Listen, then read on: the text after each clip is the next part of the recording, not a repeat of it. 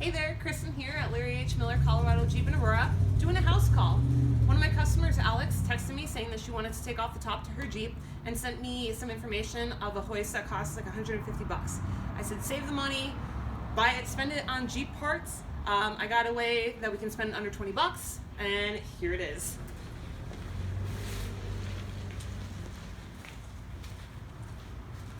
So, as you can kind of see, we put some ratchet straps up here with some eyelet hooks to hold it.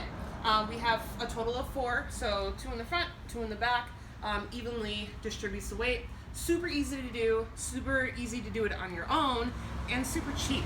So, the way to take off the roof, when you are doing this, make sure that you leave the window open. If you don't, and you go to drive away, it's gonna hit, you're gonna break something, you're gonna have a bad time. So coming back here, I just wanna show you real quick of the things that you end up taking apart. So there are a total of 8 Torx screws, so 3 on each side, and then there's 2 underneath your freedom panels up there. You also wanna make sure that you disconnect your rear windshield wiper and fluid.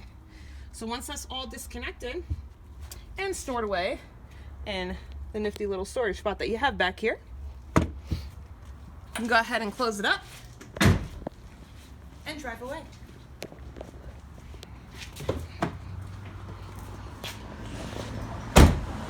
Take it away, Alex.